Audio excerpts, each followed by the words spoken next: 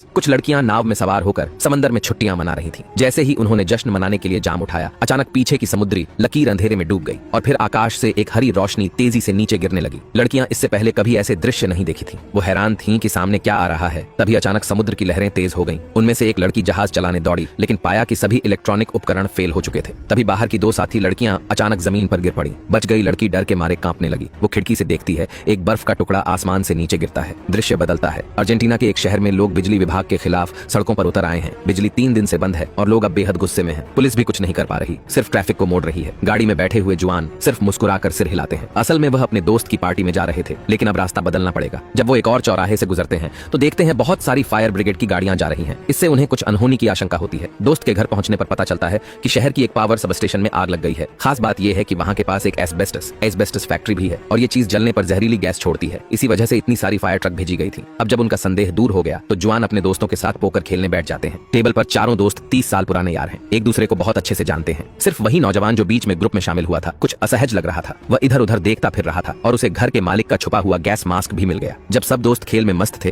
तभी अचानक ऊपर की लाइट बंद हो गई। किसी ने सोचा भी नहीं था कि यहाँ भी बिजली चली जाएगी, लेकिन इससे भी अजीब बात अभी बाकी थी। सभी लोगों के मोबाइल अपने आप बंद हो गए। बाहर से रह रहकर तेज धमाकों की आवाजें भी आ रही थीं। तभी घर की मालकिन नीचे भागती हुई आई। उसने खिड़की से देखा कि गैराज का चौकीदार जमीन पर गिर पड़ा है। मालिक बाहर जाकर देखने की तैयारी कर रहा था, लेकिन जुआन को कुछ अजीब लगा। खिड़की के बाहर सफेद कण तैर रहे थे। ऐसा लग रहा था जैसे बर्फ गिर रही हो, पर अभी तो गर्मी का मौसम है। मकान मालिक को अचानक याद आया हाल ही की एक खबर। कहीं यह उसी पावर स्टेशन की आग से फैला एस्बेस्टस की राख तो नहीं? शायद चौकीदार की मौत भी इसी जहरीले पदार्थ के कारण हुई हो। अब कोई भी बाहर जाकर मदद करने की हिम्मत नहीं जुटा पाया। तभी एक कार बेकाबू होकर रास्ते के किनारे टकरा गई। अब सभी के मन में अनहोनी की आशंका भर गई। वे अपने परिवार से बात करने की कोशिश करने लगे, मगर अफसोस सभी मोबाइल बंद थे। यहाँ तक कि लैंडलाइन भी काम नहीं कर रही थी। अच्छा हुआ कि मकान मालिक ने थोड़ी समझदारी दिखाई। उसने सबको कहा कि दरवाजे खिड़कियां अच्छे से बंद कर दो ताकि जहरीले कण अंदर न घुस पाए। जुआन ने हाथ खिड़की पर रखा। बाहर की ठंड सीधा उसकी हथेली को चीरती चली गई। वास्तव में बाहर बर्फ गिर रही थी। उन सब ने अपनी जिंदगी में ऐसा मौसम कभी नहीं देखा था। गर्मियों में बर्फ गिरना ही हैरानी की बात थी, लेकिन ये बर्फ जहरीली भी थी। सफेद बालों वाला बूढ़ा आदमी और भी ज्यादा घबरा गया। उसे अपने परिवार की चिंता सताने लगी। उसने एक जैकेट उठाई, सिर पर ओढ़ ली और सबकी मना करने के बावजूद वह बाहर निकल गया। सभी लोग खिड़की की ओर चिंता में देखने लगे और देखा कि वो बूढ़ा बस कुछ कदम ही चला था कि अचानक गिर पड़ा। जहरीली बर्फ की ताकत का सभी ने अपनी आंखों से अनुभव किया। अब सब पूरी तरह घबरा गए थे। काफी देर बाद जाकर वे इस आपदा को स्वीकार कर पाए। धीरे धीरे पूरा शहर सफेद झड़ जैसी बर्फ में ढकता चला गया। इसमें कोई शक नहीं था कि जो लोग सड़कों पर घूम रहे थे वे सभी मारे गए। अचानक नीचे से लगातार खटखटाने की आवाज आने लगी। सब लोग तेल का दिया लेकर नीचे जांच करने गए। पता चला कि कोई दरवाजे के बाहर मदद की गुहार लगा रहा था। घर के मालिक ने बताया कि यह दरवाजा सीधे गैराज की ओर खुलता है, जिसका आमतौर पर इस्तेमाल नहीं होता। यहाँ तक कि चाबी भी नहीं मिल रही थी। सभी ने मिलकर विचार किया और आखिरकार फैसला हुआ कि ताला तोड़कर उस व्यक्ति को बचाया जाए। जो लड़की अंदर आई वह एक डिलीवरी गर्ल थी।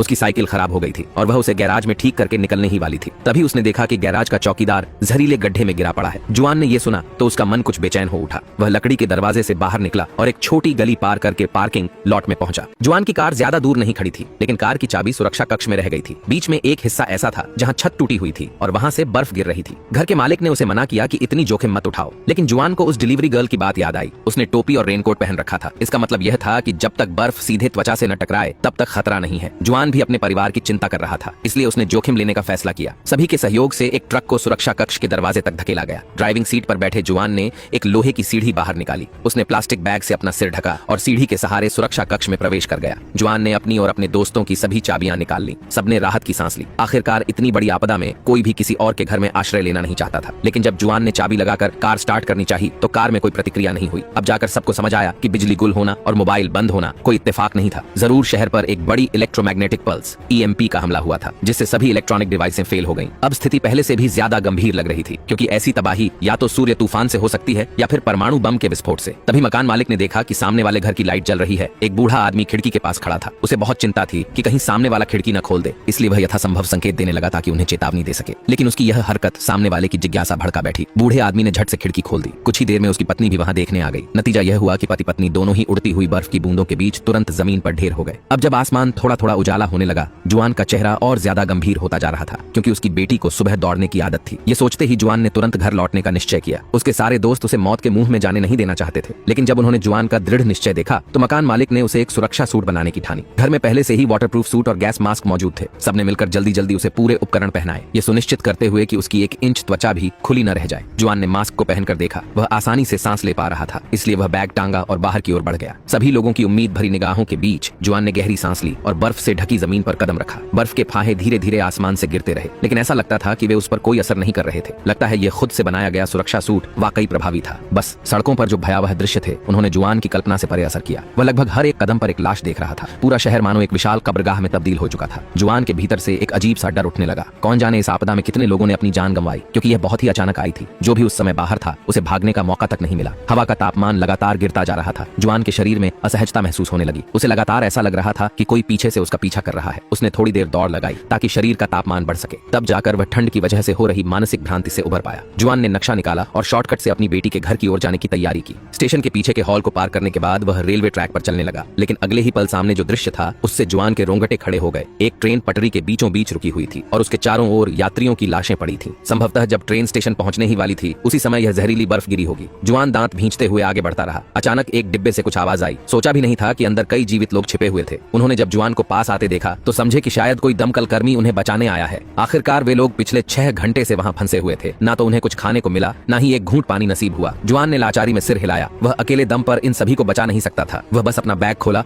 और उसमें से एक बड़ी बोतल मिनरल वाटर निकाल कर दे दी। अब आगे उनकी जान बचेगी या नहीं, ये सिर्फ उनके भाग्य पर निर्भर था। रेल की पटरी पार करने के बाद जुआन बहुत जल्दी अपनी पत्नी के घर के नीचे पहुंच गया, क्योंकि दोनों सालों से अलग रह रहे थे। बेटी हमेशा पत्नी के साथ ही रहती थी। सीढ़ियों की तरफ बढ़ते हुए जुआन ने अपना सुरक्षा मास्क उतार दिया। सीढ़ियों पर लगातार पानी बहता दिख रहा था। कुछ बचे हुए लोग दरवाजे पर खड़े शायद ताला तोड़ने की कोशिश कर रहे थे। जब जुआन उस मंजिल पर पहुंचा जहां पत्नी रहती थी तो देखा कुछ लोग दरवाजे पर खड़े प्रार्थना कर रहे हैं। उसने उन पर ध्यान नहीं दिया और सीधा घर के अंदर चला गया। कई कमरों में खोजबीन करने के बावजूद पत्नी और बेटी दोनों ही घर पर नहीं थी। जुआन के मन में घबराहट की लहर दौड़ गई। उसी समय ड्राइंग रूम के बाहर से कुछ हलचल सुनाई दी। उसे लगा कि घर में चोर घुस आया है, लेकिन पूछताछ करने पर पता चला कि उसकी पत्नी ने ही किसी को दवा लेने भेजा था। जुआन की नजर नीचे गई। उसके हाथ की पीठ पर कपड़ों से चिकन ब्लड लग गया था। वह समझा कि शायद अब उसकी मौत निश्चित है, लेकिन तभी उसकी पत्नी सबको चीरते हुए आगे आई। उसने सारे गैर जरूरी लोगों को घर से बाहर कर दिया। तब जाकर बेटी की खबर दी। पता चला कि वह पिछली रात किसी सहेली के घर गई थी और अभी तक वापस नहीं आई है। यह सुनकर जुआन गुस्से से पागल होने लगा, लेकिन इससे भी बुरी बात यह थी कि पत्नी को अपनी बेटी की दोस्त का पता ही नहीं पता था। जुआन ने जबरदस्ती खुद को शांत किया। अभी शिकायत करने का वक्त नहीं था। उसने तय किया कि वह अब सीधा बेटी के स्कूल जाएगा। वहां स्कूल में यकीनन सभी छात्रों का पता मौजूद होगा। जुआन ने जैसे ही दरवाजा खोला देखा कि बाहर बड़ी संख्या में स्थानीय निवासी जमा थे। असल में उसके जहरीली बर्फ से बचने की बात फैल चुकी थी। कुछ लोगों का अनुमान था कि जुआन के पास कोई विशेष इम्यूनिटी है। जुआन ने समझाया कि वह सिर्फ एक गैस मास्क का इस्तेमाल कर रहा है और वह बर्फ जो शरीर पर गिरती है वह जहर खो देती है। उसी वक्त एक गंजा आदमी सामने आया और मास्क देने की मांग करने लगा, क्योंकि इस इमारत में एक व्यक्ति ने निराश होकर बाथटब में आत्महत्या कर ली थी, जिससे पूरी बिल्डिंग का साफ पानी लगभग खत्म हो गया। अब ये सब लोग उम्मीद लगाए बैठे थे कि जुआन का मास्क उन्हें बाहर जाकर सुपरमार्केट से पानी लाने में मदद करेगा। जुआन ने झूठा वादा किया, लेकिन बैग से एक पिस्तौल निकाल ली। क्या मजाक है, वह तो इस मास्क की मदद से अपनी बेटी को ढूंढना चाहता है। मगर उसे क्या पता था कि वो गंजा आदमी भी कोई साधारण शख्स नहीं था। उसने न जाने कहां से एक पिस्तौल निकाल ली और नीचे की ओर ताबड़तोड़ फायरिंग शुरू कर दी। जुआन मजबूरन जवाबी हमला करता है। हालांकि दोनों का निशाना बेहद खराब था। फिर वह अपनी पत्नी को लेकर एक फ्लैट में घुस गया और दरवाजे को अलमारी से जाम कर दिया। जुआन ने पत्नी से कहा कि वह जलरोधक कपड़े खोजे। उसी वक्त बालकनी से नीचे की कार देखकर उसके दिमाग में एक योजना आई। जब पत्नी ने वाटरप्रूफ जैकेट पहन ली तो जुआन ने गैस मास्क उसके सिर पर पहना दिया। अब दो में से सिर्फ एक ही बच सकता था। जुआन ने पत्नी से कहा कि वह पहले जाकर बेटी को ढूंढे। पत्नी खिड़की से कूदकर सीधा कार की छत पर आ गिरी और सफलतापूर्वक बिल्डिंग से बाहर निकल गई। बिल्डिंग के बाहर वह गंजा आदमी अब भी अंदर आने की फिराक में था। जुआन बीच बीच में कुछ फायर करता जिससे वे सब सिर भी न उठा पाते, मगर वह गंजा आदमी भी कम चालाक नहीं था। उसे अंदाजा हो गया कि जुआन की गोलियां खत्म हो चुकी हैं। तभी उसने भीड़ को साथ लेकर जबरदस्ती भीतर घुसना शुरू किया, लेकिन जुआन तैयार था। उसने बाएं हाथ में एक प्लास्टिक बैग लिया और दाहिने हाथ में एक लकड़ी की कुर्सी उठा ली। भीड़ की हैरान आंखों के सामने उसने जोर से बालकनी का शीशा तोड़ दिया। गंजा आदमी और उसके लोग तुरंत डर के मारे भाग खड़े हुए और जुआन प्लास्टिक बैग की सुरक्षा में उसे जहरीली बर्फ का कोई नुकसान नहीं हुआ। उसने तुरंत बैग उठाया और बिना देरी किए नीचे कूद पड़ी। तेज भाग दौड़ के कारण उसकी सांसें उखड़ने लगी। जुआन को लग रहा था जैसे सांस लेना मुश्किल होता जा रहा है। कुछ ही कदम चले थे कि वह बर्फ में गिर पड़ा। अधमूंदी चेतना में उसे ऐसा महसूस हुआ जैसे वह किसी और ही जगह पहुंच गया हो।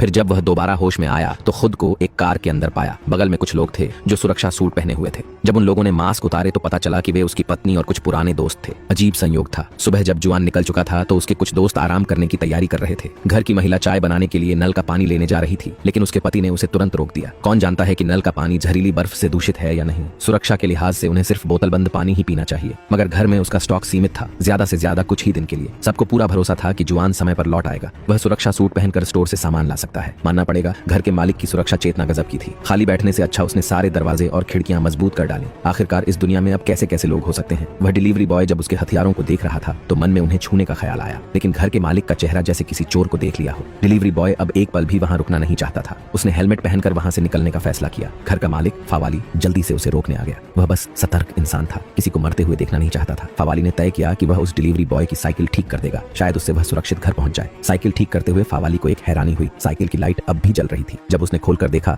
तो पता चला कि खराब तो बस एलईडी लाइट थी। पुरानी वोल्फ्राम फिलामेंट वाली बत्ती अब भी काम कर सकती थी। फावाली के दिमाग में एक साहसी विचार आया। उसने एक ग्रामोफोन को बैटरी से जोड़ दिया तार के जरिए। थोड़ी ही देर में एक मधुर संगीत की आवाज गूंजने लगी। तभी फावाली को एहसास हुआ कि इलेक्ट्रोमैग्नेटिक अटैक सिर्फ इंटीग्रेटेड सर्किट पर असर करता है, जबकि पुराने जमाने के उपकरण अब भी काम कर सकते हैं। सौभाग्य से उसके पास एक पुरानी कार भी थी। कार स्टार्ट होते ही वे तुरंत फायर स्टेशन पहुंचे। वहां सभी को एक एक सुरक्षा सूट मुहैया कराया गया। इसी दौरान दूर से गोलियों की आवाज सुनाई दी। फावाली को लगा शायद जुआन किसी मुसीबत में फंस गया है। जैसे ही वे एक मोड़ पर पहुंचे, उन्हें जुआन की पत्नी मिल गई और इसी तरह वे सभी मिलकर बेहोश पड़े जुआन को सुरक्षित बाहर निकाल